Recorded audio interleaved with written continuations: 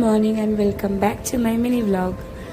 This Sunday was a very productive Sunday. সকালবেলা উঠে অনেক কাজ থাকে সানডেতে।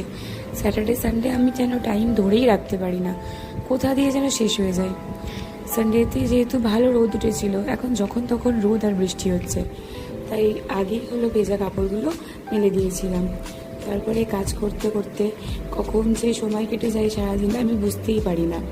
ভেবেছিলাম অন্য কিছু রান্না করব, তবে দেখলাম ইলিশ মাছ এসেছে, তাই জন্য ইলিশ মাছ কিনে রেখেছিলাম। ইলিশ মাছটা আজকে রান্না হবে।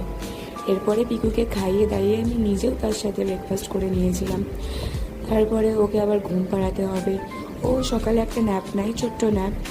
তারপরে তখন ঘুম থেকে উঠলে ওকে আবার স্নান খাওয়া সব করাতে হয়। ও ঘুমায়, এর মধ্যেই আমাকে সব রেডি করে নিতে হয়। অভিলাষে গেছিলো আমার একটা কলিগের ছেলেকে রাখি পরাতে। ওকে ভাই বলে, আর ওকে ছোটো থেকে ওকে রাখি পরায়। পিকু এসে অ্যাভোকাডো খেয়ে একটু রেস্ট করে নিয়েছিল, ঘুমিয়ে গেছিলো।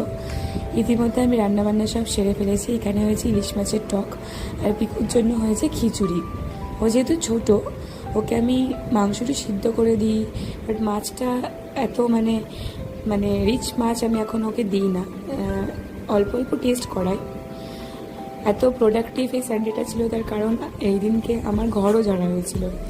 আমার যে মাসি আছে কাজে, ওর মাসি আমাকে হেল্প করেছিল ঘর ঝাড়তে, কারণ আমি একা দুটো বাচ্চা নিয়ে পারি না। ওদেরকে রেডি করিয়ে খাইয়ে সব কিছু করিয়ে আবার ঘর ঝাড়া কাজ করা আমার পক্ষে খুব ইম্পসিবল একটা জিনিস হয়ে যায়। অভিলাষ আমাকে বলছিল যে ওর বোন হওয়ার পর নাকি আমি ওকে আদরই করি না, তাই বোন ঘুমাচ্ছিল বলে অনেকটা আদর খেয়েছে।